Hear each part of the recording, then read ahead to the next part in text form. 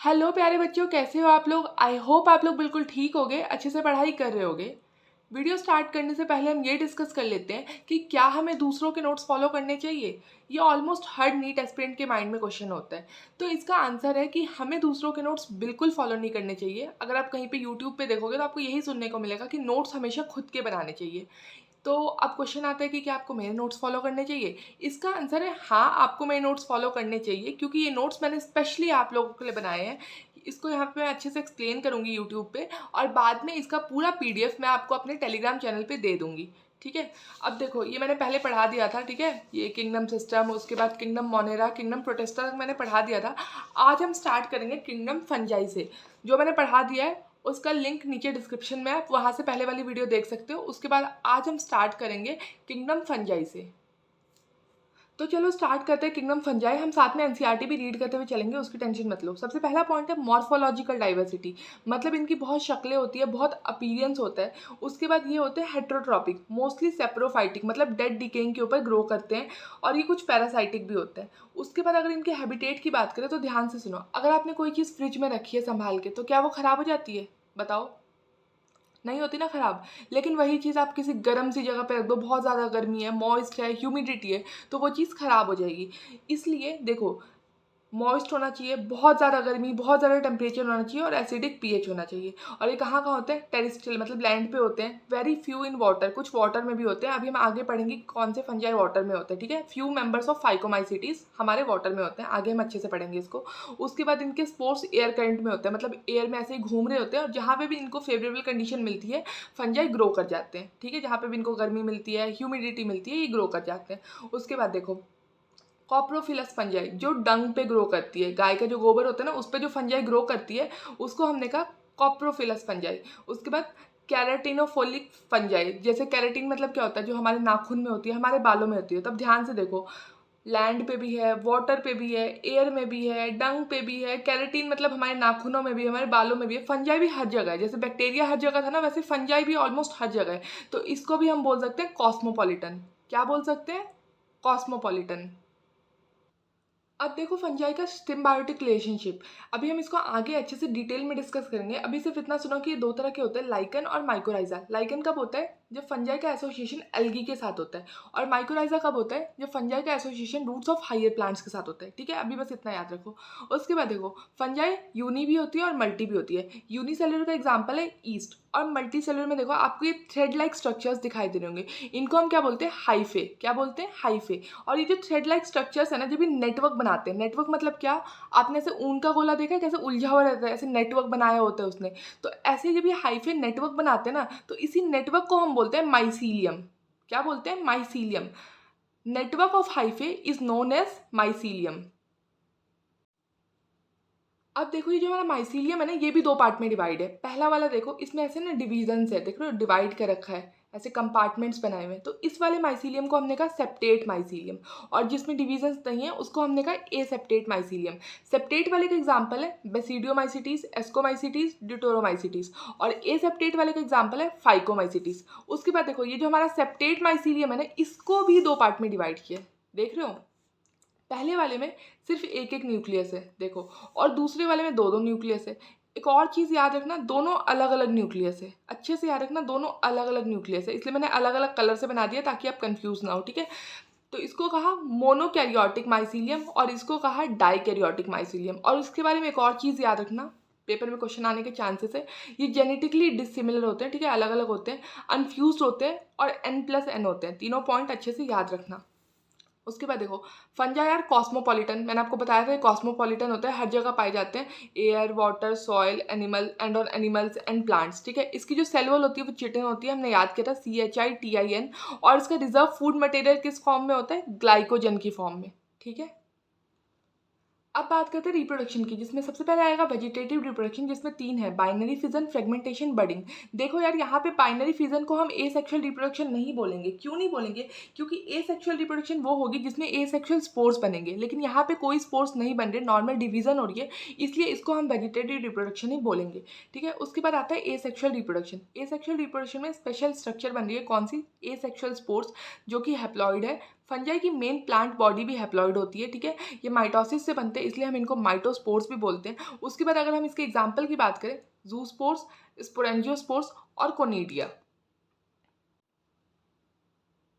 चलो अब इन तीनों को थोड़ा सा डिटेल में डिस्कस कर लेते हैं। सबसे पहले है जूस्पोर। जूस्पोर को हम प्लानोस्पोर भी बोलते हैं। इनके पास फ्लैजिला होता है। फ्लैजिला है तो मतलब ये मोटाइल हुए, ठीक है।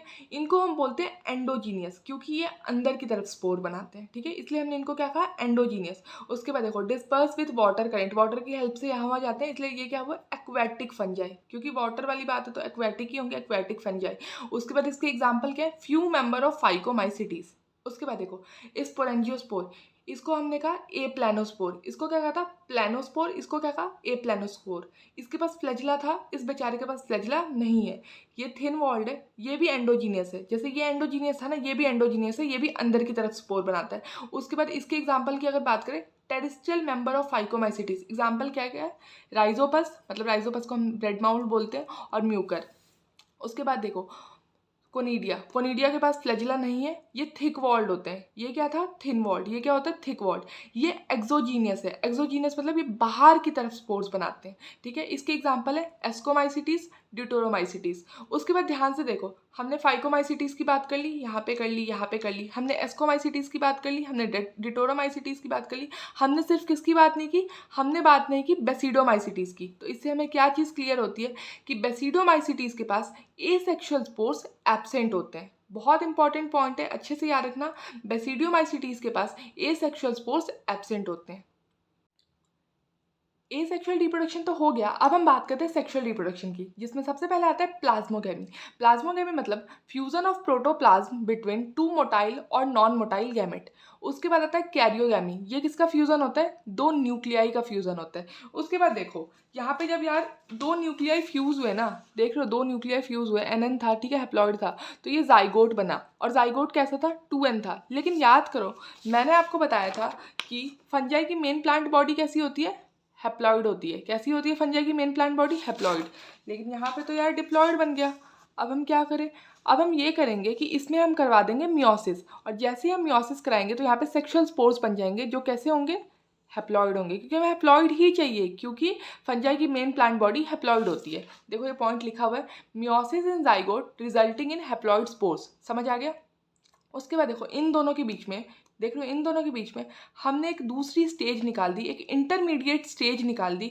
यहाँ पे देखो ध्यान से देखो, न्यूक्लियाई तो यहाँ पे आके फ्यूज हुए ना, यहाँ पे तो न्यूक्लियाई फ्यूज हुए ही नहीं थे, तो यहाँ से हमने एक स्टेज निकाल दी। देखो ध्यान से, दोनों न्यूक्लियाई और अलग अलग है, याद आया, मैंने आपको याद करवाया था, दो न्यूक्लियाई अलग अलग, जिसको हम डाइकैरियन बोलते हैं, ठीक है। तो यहाँ पे जब ये दिख रहा है आपको dikaryon, such a condition is called dikaryon, और इस फेज को हमने क्या बोला, डाइकैरियोफेज ऑफ फंगस। क्या बोला हमने इस फेज को, डाइकैरियोफेज ऑफ फंगस, ठीक है। डाइकैरियोटिक स्टेज है ये, 2 न्यूक्लियाई पर सेल। इसके एग्जांपल क्या क्या है, एस्कोमाइसिटीज और बेसिडियोमाइसिटीज।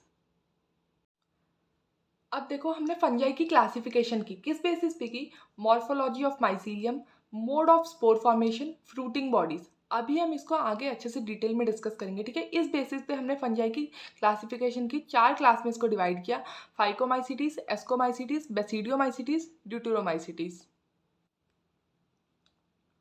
चलो एक बार ये टेबल देख लेते हैं पहले। यहाँ पे मैंने कैरेक्टर लिख दिया, यहाँ पे मैंने फंजाई की क्लासेस लिख दी है, ठीक है। सबसे पहले कॉमन नेम देखो, फाइकोमाइसिटीज में एक्वेटिक भी होते हैं, टेरिस्ट्रियल भी होते हैं। एक्वेटिक वाले को हमने कहा एल्गल फंजाई, टेरिस्ट्रियल वाले को हमने कहा कॉन्जुगेशन फंजाई। उसके बाद बेसिडियोमाइसिटीज का कॉमन नेम क्या है, क्लब फंजाई। एस्कोमाइसिटीज का सैक फंजाई। ड्यूटेरोमाइसिटीज का इम्परफेक्ट फंजाई। इम्परफेक्ट हमने इसको क्यों कहा, क्योंकि ये बेचारे सेक्सुअल रिप्रोडक्शन नहीं कर सकते, ठीक है। उसके बाद देखो हैबिटेट की अगर बात करें, एक्वेटिक वाले ऑब्लिगेट पैरासाइट होते हैं, मतलब जबरदस्ती के पैरासाइट होते हैं।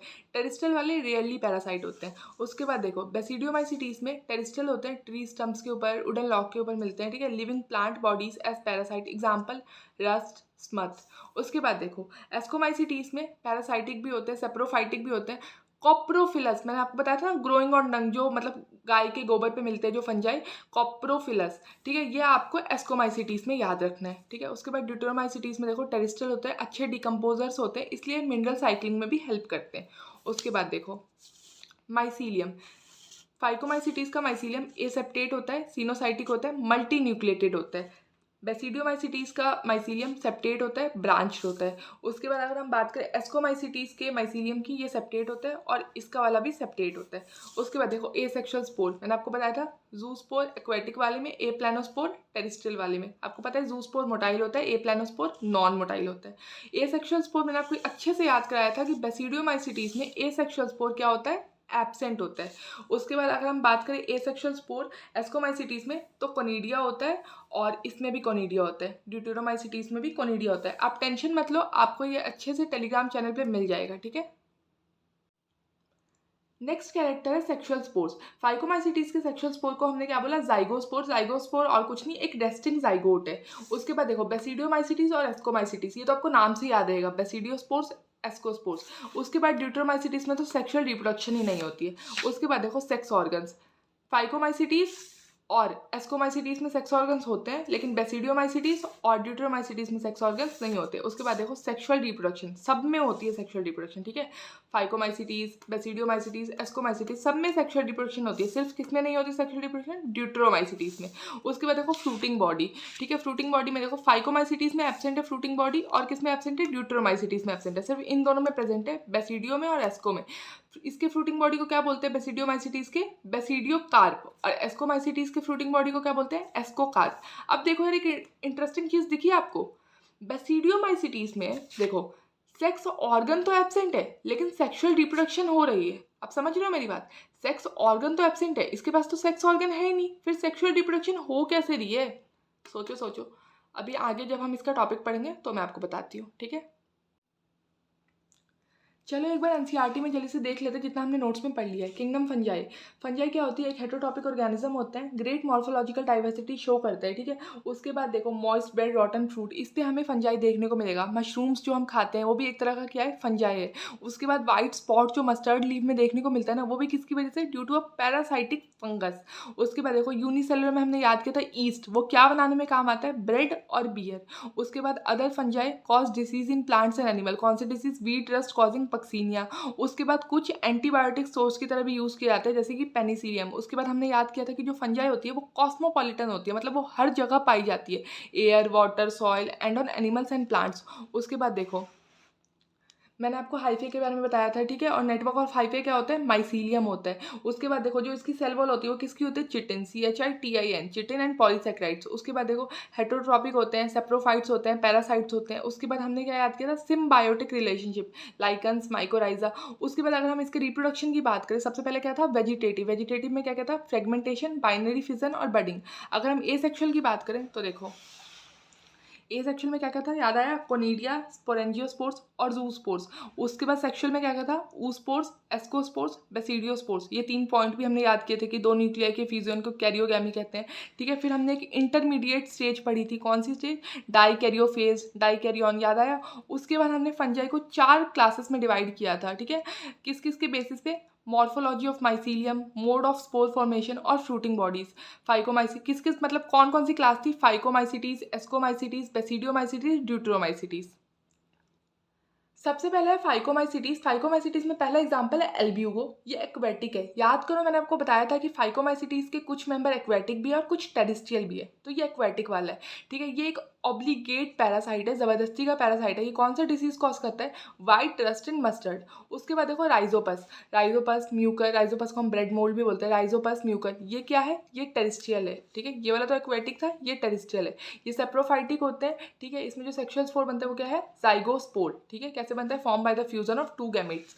उसके बाद देखो ये बहुत इंपॉर्टेंट है, इसमें से प्रीवियस ईयर में क्वेश्चन आया हुआ है और आने के चांसेस भी है। फाइटोफोथोरा इन्फेस्टेंस, ये भी एक्वेटिक है, ठीक है। ये कौन सा है, पटैटो लेट ब्लाइट फंगस, ये पटैटो खराब कर देता है। तो इसके पीछे एक कहानी भी है। एक बार ना ये जो जगह है ना आइलैंड, इसमें क्या हुआ ना, ये वाला फंगस आ गया था और यहाँ की जो पॉपुलेशन थी ना वो पूरा आलू पे डिपेंड करती थी। तो जब ये फंगस आया इसने यहाँ के सारे आलू खराब कर दिए, तो यहाँ पे बहुत बड़ी भुखमरी आई थी, बहुत बड़ी फेमाइन आई थी। फेमाइन मतलब भुखमरी, बहुत बड़ी भुखमरी आई थी। तो अगर इस टाइप का क्वेश्चन आता है, the great famine of Ireland causing the Ireland's population to fall by 20% and 25% was cause by, किसकी वजह से आई थी ये फेमाइन, इस वाले फंगस की वजह से फेमाइन आई थी, प्लीज याद रखना। एक बार जल्दी से एनसीईआरटी देख लो। फाइकोमाइसीटीज कहाँ पे होता है? एक्वेटिक हैबिटेट है, ठीक है, डेड डीके पे मिलते हैं, ठीक है। उसके बाद ऑब्लिगेट पैरासाइट होता है, ये भी हमें पता है। इसकी माइसीलियम एसेप्टेट होती है, सिनोसाइटिक होती है। एसेक्सुअल रिप्रोडक्शन कैसे होता है? जूस्पोर जो कि मोटाइल है और ए प्लानोस्पोर जो नॉन मोटाइल है। उसके बाद हमने पढ़ा था कि स्पोर्स जो होते हैं वो एंडोजीनियस होते हैं, मतलब अंदर की तरफ प्रोड्यूस होते हैं स्पोरेंजियम के अंदर, ठीक है। जाइगोस्पोर बनता है, कैसे बनता है? Form by the fusion of two gametes, ये एक सेक्सुअल स्पोर है, ये भी हमें पता है। उसके बाद जो गैमेट्स सिमिलर होते हैं मॉर्फोलॉजी में उसको हमने कहा आइसोगैमस, और जो डिसिमिलर होते हैं उसको हमने कहा एनाइसोगैमस और ऊगैमस। उसके बाद अगर इसके एग्जाम्पल की बात करें, म्यूकर, राइजोबस, एल्ब्यूको। फाइकोमाइसीटीज हो गई कंप्लीट। अब हम बात करेंगे बेसिडियोमाइसीटीज की। ये मोस्ट कॉमन फंजाई है। इसकी माइसीलियम कैसी होती है? ब्रांच्ड और सेप्टेट। उसके बाद देखो, asexual spores are generally not found, इसमें एसेक्सुअल स्पोर्स नहीं होते हैं। और sex organs are absent, sex organs भी एब्सेंट होते हैं, ये वैसे हमने टेबल में पढ़ लिया था, ठीक है। उसके बाद देखो, मैं आपको एक चीज़ याद दिलाती हूँ। ये अभी पढ़ा था ना हमने कि एक सेल होती है, उसके पास दो न्यूक्लियाई होते हैं, दोनों अलग अलग तरीके के होते हैं, उसको हम क्या बोलते हैं? डाइकैरियन। और देखो इसकी एग्जाम्पल क्या क्या है? एस्कोमाइसीटीज और बेसिडियोमाइसीटीज। और अभी हम किसके बारे में पढ़ रहे हैं? बेसिडियोमाइसीटीज के बारे में। तो इसके पास होगा नहीं है डाइकैरियोटिक माइसीलियम, दो अलग अलग न्यूक्लियाई वाले सेल, ठीक है। इसके पास ये है। उसके बाद पूरी कहानी सुनो, हुआ क्या। इस डाइकैरियोटिक माइसीलियम ने आगे जाके ऐसे स्ट्रक्चर फॉर्म कर लिया, दिख रहा है आपको? ऐसे स्ट्रक्चर फॉर्म कर लिया। इस स्ट्रक्चर को हमने क्या बोला? बेसिडियम। आप समझे मेरी बात? इस डाइकैरियोटिक माइसीलियम ने आगे जाके ऐसे स्ट्रक्चर फॉर्म कर लिया, क्लब शेप स्ट्रक्चर, ठीक है। न्यूक्लियाई तो अभी भी है इसके पास ये वाले, लेकिन बस इसने ऐसा स्ट्रक्चर फॉर्म कर लिया और इस स्ट्रक्चर को हमने नाम दिया बेसिडियम। उसके बाद देखो हुआ क्या। इस बेसिडियम के अंदर ना इन दोनों न्यूक्लियाई ने फ्यूज कर लिया, देख रहे हो? फ्यूज कर लिया और क्या बन गया? बन गया जाइगोट, डिप्लॉइड जाइगोट, 2n वाला जाइगोट बन गया, ठीक है। दिख रहा है आपको? याद रखना, बेसिडियम के अंदर ही इन लोगों ने फ्यूज किया है, ठीक है। उसके बाद देखो, इसी बेसिडियम के अंदर मियोसिस हुई, ठीक है। और आपको पता है एक मियोसिस में एक बार में एक सेल से 4 सेल बनती है, दिख रही है आपको? तो जब मियोसिस हुई ना तो ऐसे स्पोर्स फॉर्म हुए, ठीक है, बाहर की तरफ स्पोर्स फॉर्म हुए, दिख रहा है आपको? बेसिडियम के अंदर मियोसिस हुई और ऐसे स्पोर्स फॉर्म हुए। इस स्पोर्स को हमने कहा बेसिडियोस्पोर्स। और ये कैसे स्पोर्स थे?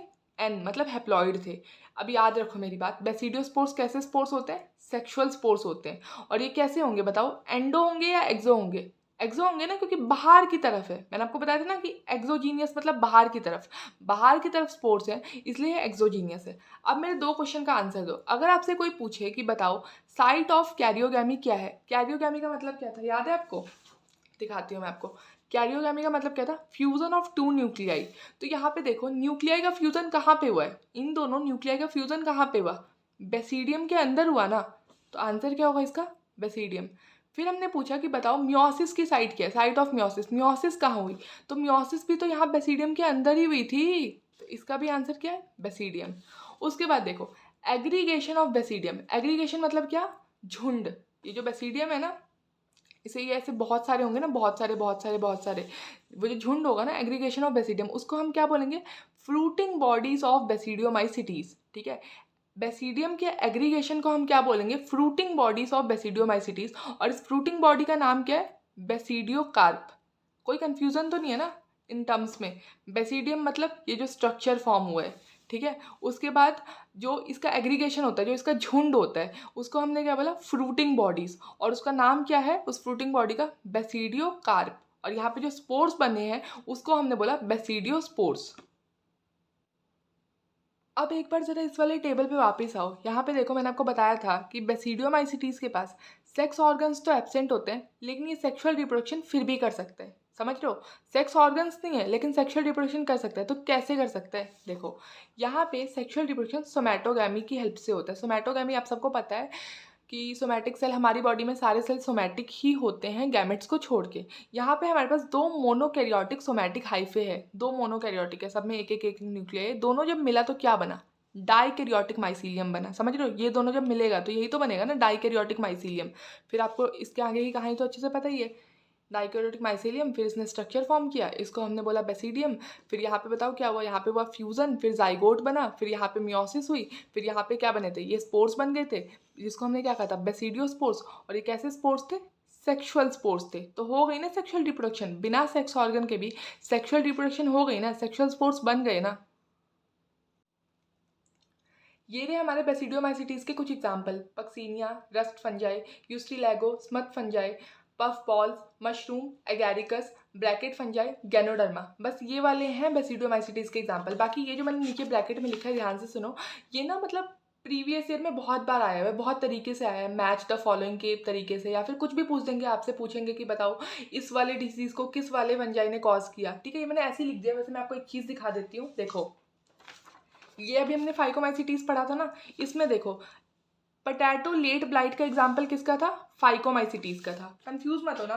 और यहाँ पे ड्यूटेरोमाइसिटीज में अर्ली ब्लाइट ऑफ पोटैटो का एग्जाम्पल है। अब समझ रहे हो मेरी बात? अर्ली वाले का एग्जाम्पल किस में? ड्यूटेरोमाइसिटीज में। और लेट वाले का एग्जाम्पल किस में है? फाइकोमाइसिटीज में। मैंने दोनों एक साथ ही लिख दिया क्योंकि मैच द फॉलोइंग में बहुत बार ये पूछा गया, मतलब बहुत बार, सच में बहुत बार पूछा गया। लेकिन अगर आपसे कोई स्पेशली पूछे कि बताओ लेट वाला किस में आता है, अर्ली वाला किस में आता है, तो आपको वो चीज़ें भी याद रखनी है कि जैसे लेट वाला हो गया वो फाइकोमाइसिटीज में आता है, ठीक है। अर्ली वाला हो गया वो हमारा किस में आता है? ड्यूटेरोमाइसिटीज में आता है, ठीक है। तो एग्जाम्पल्स अच्छे से याद रखना, प्लीज़ प्लीज़ प्लीज़। चलो अब जल्दी से एक बार एनसीईआरटी रीड कर लेते हैं। Mushrooms, bracket fungi, puff balls. Just अभी एक सेकंड पहले हमने एग्जांपल्स याद किए, उसके बाद देखो they grow in soil, on logs, tree stumps and in living plant bodies as parasites. Example क्या है? रस्ट और स्मथ, ये भी हमने टेबल में याद किया था। उसके बाद इसकी माइसीलियम कैसी होती है? ब्रांच्ड और सेप्टेट, ये भी हमने टेबल में लिखा था। उसके बाद देखो the asexual spores are generally not found. Asexual spores नहीं होते, किसमें नहीं होते? बेसिडियोमाइसिटीज में नहीं होते। But vegetative reproduction by fragmentation is common. The sex organs are absent. Sex organs absent होते हैं, but plasmogamy is brought about by fusion of two vegetative और somatic cell of different strains और genotype. The resultant structure is dikaryotic. और फिर बाद में वो dikaryotic वाला कैसा बनता है? क्या बनाता है बताओ? बेसिडियम बनाता है, which ultimately give rise to basidium. और बेसिडियम के अंदर क्या क्या होता है? कैरियोगैमी होती है और मियोसिस होता है। याद है आपको? कैरियोगैमी क्या होता है? Fusion of two nuclei. Karyogamy and meiosis take place in the basidium, ठीक है, प्रोड्यूसिंग 4 बेसिडियोस्पोर्स। और ये बेसिडियोस्पोर्स कैसे होते हैं? सेक्सुअल स्पोर्स होते हैं, और ये एक्सोजीनियसली प्रोड्यूस होते हैं, मतलब ये बाहर की तरफ स्पोर्स बनाते हैं, ठीक है। उसके बाद देखो the basidia are arranged in fruiting bodies. उन फ्रूटिंग बॉडीज को हम क्या बोलते हैं? बेसिडियोकार्प। कुछ एग्जाम्पल देखो, एगैरिकस मतलब मशरूम, यूस्ट्रीलैगो, स्मथ, पक्सीनिया, रस्ट।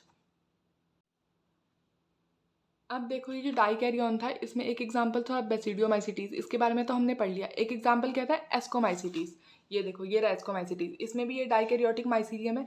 इसमें फिर क्या हुआ ना, सैक लाइक स्ट्रक्चर बना। उसमें कैसा बना था? Club like structure. इसमें बना थैले की तरह एक स्ट्रक्चर। कैसा बना? थैले की तरह एक स्ट्रक्चर बना, ठीक है। उसको हमने क्या बोला? एस्कस। उसमें हमने क्या बोला था? बेसिडियम। इसमें हमने क्या बोला? एस्कस, ठीक है।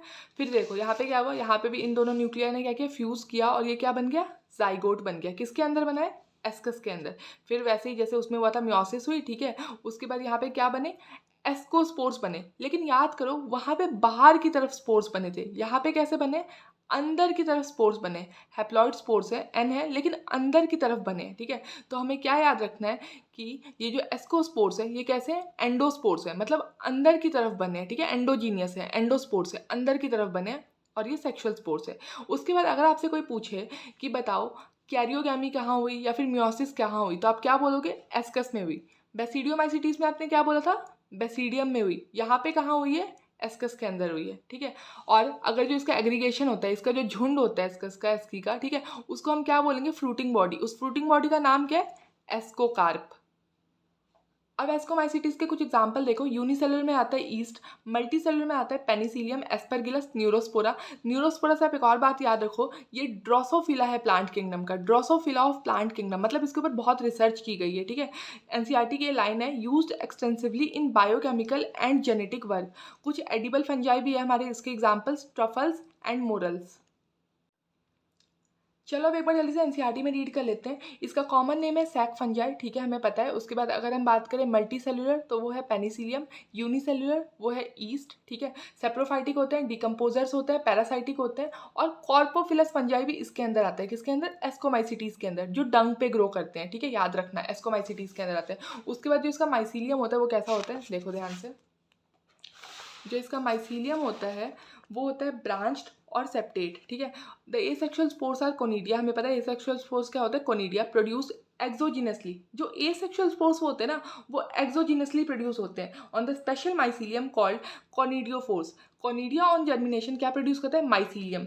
Sexual spores are called ascospores which are produce endogenously. याद रखना, जो इसका एसेक्सुअल वाला है ना स्पोर्स, वो कैसे प्रोड्यूस होते हैं? एक्सोजीनियस। और जो सेक्सुअल वाला है वो कैसे प्रोड्यूस होते हैं? Endogenous in a sac like asci. ठीक है, उसके बाद देखो the asci are arrange in different type of fruiting bodies. उन फ्रूटिंग बॉडीज को हम क्या बोलते हैं? एस्कोकार्प्स। एग्जाम्पल देखो एस्परगिलस, क्लेविकैप्स, न्यूरोस्पोरा। ठीक है, न्यूरोस्पोरा को हमने क्या बोला? Used extensively in biochemical and genetic work. और कुछ एडिबल होते हैं, मॉरल्स और ट्रफल्स।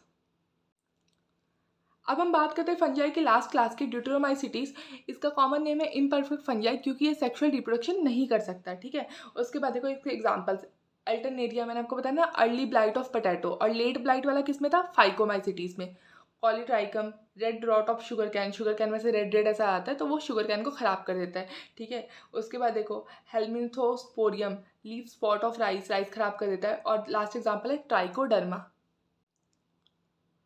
चलो अब एक बार एनसीईआरटी में से रीड कर लेते हैं। Deuteromycetes commonly known as imperfect fungi because only the asexual or vegetative phases of these fungi are known।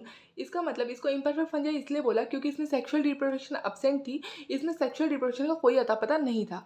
When the sexual forms of these fungi were discovered, they were moved into classes, ठीक है, they rightly belong to। मतलब अगर इसमें sexual reproduction पाई भी जाती थी ना किसी किसी में फंजाई में, तो उसको दूसरी क्लासेस में भेज देते थे। ठीक है, it is also possible that the asexual and vegetative stage have been given one name and the sexual stage another. Later when the linkage were established, the fungi were correctly identified and moved out of the Deuteromycetes. Once perfect sexual stages of member of Deuteromycetes were discovered, they were often moved to Ascomycetes and Basidiomycetes। मतलब जब इसमें से कुछ sexual वाले निकले ना कि sexual reproduction कर सकते हैं, तो उसको या तो एस्को में भेज दिया गया था या तो बेसिडियो में भेज दिया। ठीक है, deuteromycetes reproduce only by asexual spores. और वो कौन से एसेक्सुअल स्पोर थे? कोनिडिया। माइसीलियम इसकी कैसी थी? सेप्टेट और branched. Some members are saprophytes और parasites while a large number of them are decomposers. Decomposers थे, अच्छे डिकम्पोजर्स थे, और ये किस में हेल्प करते थे? मिनरल साइक्लिंग में हेल्प करते थे। इसके एग्जाम्पल देखो अल्टरनेरिया, कॉलिटोट्राइकम। ठीक है, उसके बाद देखो ट्राइकोडर्मा। ये तीन एग्जाम्पल प्लीज अच्छे से याद रखना एनसीईआरटी के एग्जाम्पल से। चलो एक ट्रिक बताती हूँ मैं आपको और साथ में क्वेश्चन भी बताऊंगी कि किस टाइप का क्वेश्चन पूछा जा सकता है। ट्रिक है बैड पिग। पिग मतलब सुअर, बैड पिग। आई जी भूल जाओ, सिर्फ पी याद रखो। बी से पेसिडियोमाइसिटीज, ए से एस्कोमाइसिटीज, डी से ड्यूट्रोमाइसिटीज, पी से फाइकोमाइसिटीज। उसके बाद देखो पिंक से लिखा है UPACANACTRAM। UPA can act Ram. फिर जिसमें भी ए है ना, इसमें भी ए है, इसमें भी, इसमें भी, इसमें भी, तो वहाँ पे लगा दो GST। क्या लिखोगे? GST। और ये लास्ट वाला ए है इसलिए हमने यहाँ पे एल लगा दिया, समझ गए? GST और ये लास्ट वाला ए है इसलिए यहाँ पे एल लगा दिया। उसके बाद यू से यूस्टिलैगो, पी से पक्सीनिया, AG वाला इसलिए एगैरिकस, सी से क्लेविकैप्स, AS वाला तो एस्परजिलस, N से न्यूरोस्पोरा, AT वाला था तो अल्टरनेरिया, फिर सी से कॉलिटियोट्राइकम, फिर टी से ट्राइकोडर्मा, आर से राइजोपस, ए से एल्ब्यूगो, एम से म्यूकर। उसके बाद देखो BADP, basidiomycetes, ascomycetes, Deuteromycetes, phycomycetes. ये है एसेक्सुअल, ये है सेक्सुअल। अब देखो बहुत अजीब सी ट्रिक है, मतलब हंसना मत, ठीक है, आप अपने तरीके से भी याद रख सकते हो, लेकिन मैं आपको ट्रिक बता देती हूँ। P फॉर प्यार। प्यार कितनी खतरनाक चीज़ है सबको पता है, किया तो होगा ही तुम लोगों ने, किया है ना? तो पी से प्यार। प्यार में देखो एंड होता है, एंड समझ रहे हो मैं क्या कहना चाहती हूँ? प्यार करोगे फिर ब्रेकअप होगा फिर खुशियों का हो जाएगा एंड। तो पी से याद रखो, पी फॉर प्यार, एंड तो एंडोजीनियस। उसके बाद ए से आरती। आरती एक लड़की का नाम था, उसने बॉयफ्रेंड बनाया, वो बॉयफ्रेंड उसका क्या बन गया? एक्स बन गया। और जब एक्स बना तो उसकी खुशियों का क्या हो गया? एंड हो गया। याद रहेगा? पी फॉर प्यार, प्यार में तो एंड होना है, एंडोजीनियस। फिर आरती एक लड़की थी, उसकी लाइफ में उसका बॉयफ्रेंड आया, फिर वो उसका एक्स बन गया, तो पहले एक्स फिर उसकी खुशियों का हो गया एंड। उसके बाद ये दोनों देखो बी और डी, बेसिडियोमाइसिटीज, ड्यूट्रोमाइसिटीज। बेसिडियोमाइसिटीज में पहले एब्सेंट है फिर एक्सोजीनियस है, यहाँ पे इसको उल्टा कर दो, पहले एक्सोजीनियस है फिर एब्सेंट है। समझ गए? आप अपने तरीके से भी याद रख सकते हो, मैंने तो ऐसे ट्रिक बता दी आपको। ठीक है, उसके बाद क्वेश्चन देखो exogenously produce sexual spores are present. हमें देखना है सेक्सुअल स्पोर्स जो एक्सोजीनसली प्रोड्यूस हो रहे हैं। देखो अब इसमें सेक्सुअल वाले में कहाँ है एक्सोजीनियस? यहाँ पे है ना, किस वाले में? बेसिडियोमाइसिटीज़ में सेक्सुअल स्पोर्स कैसे हो रहे हैं? एक्सोजीनियस। तो इसमें देख लो फिर कौन से एग्जाम्पल बेसिडियोमाइसिटीज़ के हैं, बताओ। म्यूकर वाला किसका एग्जाम्पल था? अभी मैंने आपको याद कराया था, म्यूकर वाला एग्जाम्पल किसका था? बताओ किसका था? फाइकोमाइसिटीज़ का एग्जाम्पल था। उसके बाद देखो क्लेविकेप्स, ये किसका एग्जाम्पल था? एस्कोमाइसिटीज़ का एग्जाम्पल था। ये वाला एग्जाम्पल देखो, एगैरिकस एंड यूस्टिलेगो। एगैरिकस एंड यूस्टिलेगो ये किसका एग्जाम्पल था? देखो दिखाती हूँ, दिख रहा है आपको? एगैरिकस एंड यूस्टिलेगो किसका एग्जाम्पल है? बेसिडियोमाइसिटीज़ का एग्जाम्पल है। तो ये वाला आंसर सही होगा। समझ रहे हो मेरी बात में क्या कहना चाहती हूँ? Exogenously produce sexual spores, basidiomycetes के एग्जाम्पल पे टिक कर देना, ठीक है? Agaricus and Ustilago. इसी के साथ हमारा किंगडम फंजाई हो गया कंप्लीट। अब हम बात करेंगे किंगडम प्लांटी की, जिसमें सारे प्लांट्स आते हैं, include all eukaryotic chlorophyll containing organisms. Few members are partially heterotropic such as insectivorous plants और parasite। insectivorous plants के एग्जाम्पल है ब्लेडेरॉट और वीनस फ्लाईट्रैप। पैरासाइट का एग्जाम्पल है कस्क्यूटा, और इसकी सेल वॉल किससे बनी होती है? सेल्यूलोज से। अब किंगडम प्लांटी के अंदर की एक इंपॉर्टेंट चीज़ सुनो, अल्टरनेशन ऑफ जनरेशन। देखो यार, प्लांट की ज़िंदगी में ना दो तरह की साइकिल आती है। कितनी तरह की? दो तरह की साइकिल आती है, दो तरह की स्टेज आती है। पहली गैमीटोफाइटिक स्टेज, जिसको हम प्यार से बोलेंगे गैमीटोफाइट। दूसरी स्पोरोफाइटिक स्टेज, या हम बोलेंगे स्पोरोफाइट। जो ये गैमीटोफाइट होता है ना, वो हैप्लॉइड होता है। कैसा होता है? हैप्लॉइड, एन होता है। और जो स्पोरोफाइट है वो कैसा होता है? 2n होता है, डिप्लॉइड होता है। गैमीटोफाइट क्या कैरी करता है? गैमीट्स कैरी करते हैं। समझ रहे हो मेरी बात? क्या कैरी करते हैं? गैमीट्स कैरी करते हैं। हर सेल ऐसा है जिस सेल के अंदर सिर्फ एक कॉपी ऑफ जेनेटिक मटेरियल है, सिर्फ एक सेट ऑफ क्रोमोसोम है। सिंगल सेट ऑफ क्रोमोसोम रखने वाला जो गैमीट कैरी करेगा ना, उसको बोलेंगे हम गैमीटोफाइट। समझ गए? उसके बाद ये स्पोरोफाइट है, ये डिप्लॉइड स्ट्रक्चर है। ये क्या कैरी करता है? स्पोर्स कैरी करता है। उसके बाद सुनो हुआ क्या। ये जो स्पोरोफाइट है ना, जो डिप्लॉइड स्ट्रक्चर है, उसको ना हैप्लॉइड होना था। अब वो कैसे हैप्लॉइड होगा बताओ? ये क्रोमोसोम नंबर रिड्यूस करना चाहता था। तो अगर क्रोमोसोम नंबर रिड्यूस करना चाहता है तो ये क्या करेगा? ये करेगा डिडक्शन डिवीजन, मतलब ये करेगा मियोसिस। ठीक है, फिर इसने की मियोसिस, ठीक है, और ये क्या हो गया? ये हो गया हैप्लॉइड। उसके बाद देखो, डिप्लॉइड से ये हो गया हैप्लॉइड मियोसिस करके। उसके बाद क्या हुआ? अब इस हैप्लॉइड को, मतलब इस गैमीटोफाइट को, इसको डिप्लॉइड होना था। फिर ये क्या करेगा? ये करेगा सिनगैमी, फर्टिलाइजेशन। ठीक है, क्योंकि समझ रहे हो, माइटोसिस तो कर नहीं सकता, माइटोसिस तो इक्वेशनल डिवीजन होती है, वो हैप्लॉइड को हैप्लॉइड ही रखेगा। यहाँ पे इसलिए सिनगैमी होगी, फर्टिलाइजेशन होगा। समझ रहे हो? This is a classic plant life cycle. अब देखो, एक हैप्लॉइड स्ट्रक्चर है, ठीक है, एक हैप्लॉइड स्ट्रक्चर है जो गैमीट बनाता है। उस गैमीट में फर्टिलाइजेशन होती है। क्या हुई? उस गैमीट में हुई फर्टिलाइजेशन। तो स्पोरोफाइट क्या बन गया? एक डिप्लॉइड स्ट्रक्चर। उसके बाद ये जो डिप्लॉइड स्ट्रक्चर है वो मियोसिस शो करता है, तो स्पोर्स बनते हैं। और जब वो स्पोर्स जर्मिनेट होती है ना, तो वापस क्या बनता है? गैमीटोफाइट। चलो अब जल्दी से एक बार एनसीईआरटी रीड कर लेते हैं। Kingdom Plantae include all eukaryotic chlorophyll containing organisms commonly called plants. A few members are partially heterotropic such as insectivorous plants और parasites। insectivorous plants के एग्जाम्पल क्या थे? ब्लेडरॉट और क्या था? Venus flytrap. और कस्क्यूटा किसका एग्जाम्पल था? पैरासाइट का। The plant cell have an eukaryotic structure with prominent chloroplast and cell wall किससे बनी होती है? सेल्यूलोज से। उसके बाद ये हमने अल्टरनेशन ऑफ जनरेशन तो पढ़ ही लिया कि दो फेजेस होती है, the diploid sporophytic and haploid gametophytic. पूरी कहानी मैंने आपको बताई थी। फिर बात करते हैं किंगडम एनिमेलिया की। हेट्रोट्रॉपिक होते हैं, पता है हमें, यूकैरियोटिक होते हैं, मल्टी सेलुलर होते हैं, इनके पास सेल वॉल नहीं होती। ये तो हमने सबसे पहले डिस्कस कर लिया था कि एनिमेलिया वाले में सेल वॉल होगी ही नहीं, ये प्लांट का फीचर है। उसके बाद ये रिजर्व फूड किस फॉर्म में रखता है? ग्लाइकोजन। याद आया? फंजाई भी इसी फॉर्म में रखता है, ग्लाइकोजन की फॉर्म में। ठीक है, मोड ऑफ न्यूट्रिशन क्या है? होलोजोइक। चलो अब एक बार जल्दी से एनसीईआरटी देख लेते हैं। हेट्रोट्रॉपिक होते हैं, यूकैरियोटिक, मल्टी सेलुलर, इनके पास सेल वॉल नहीं होती है। दे डायरेक्टली और indirectly depend on plants for food. They digest their food in an internal cavity and store food reserve as glycogen और फैट।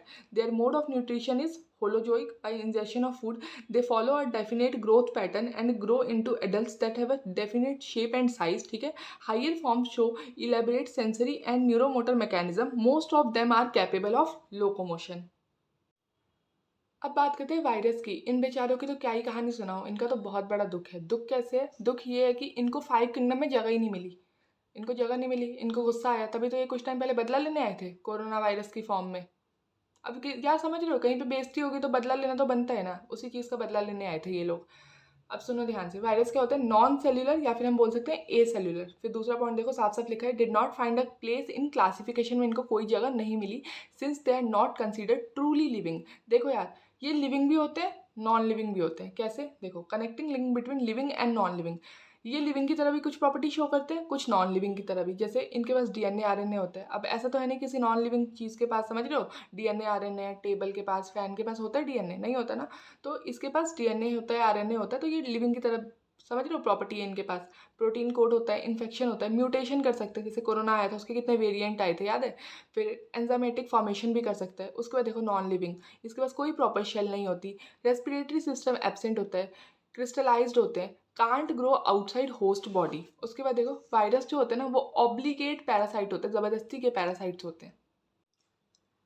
चलो अब जल्दी से एक बार साइंटिस्ट के नाम देख लेते हैं, प्लीज़ प्लीज़ प्लीज़ इसको याद कर लेना, डायरेक्ट क्वेश्चन आएंगे इसमें से। सबसे पहले टर्म वायरस किसने दिया था, term virus is given by Louis Pasteur, please याद रखना इन्होंने दिया था टर्म वायरस। उसके बाद 1892 में डीजे आवेंस्की, प्लीज़ ईयर भी याद रखना, एनसीईआरटी में तो आने के पूरे पूरे चांसेस है। इन्होंने क्या डिस्कवर किया था, tobacco mosaic virus, TMV discover किया था। उसके बाद इन्होंने एक और चीज़ डिस्कवर की, क्या, फिल्ट्रेबल नेचर ऑफ वायरसेस। याद रखना दो चीज़ इन्होंने डिस्कवर की, पहली टीएमबी, दूसरी फिल्ट्रेबल नेचर ऑफ वायरसेस।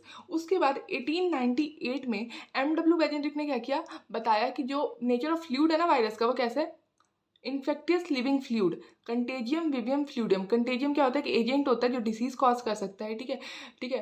तो इन्होंने बताया कि कैसा नेचर होता है फ्लूइड का, इन्फेक्टियस लिविंग फ्लूइड। उसके बाद 1935 में डब्ल्यू एम स्टेनले ने कहा कि वायरस क्रिस्टलाइज होते हैं, क्या होते हैं, वायरसेस कैन बी क्रिस्टलाइज्ड, ठीक है। और पहला वायरस जो उन्होंने मतलब 1935 में बताया गया था जो क्रिस्टलाइज है, वो कौन सा था, टीएमबी, टोबैको मोजाइक वायरस। ये पहला वायरस था जिसको देखा गया क्रिस्टलाइज्ड।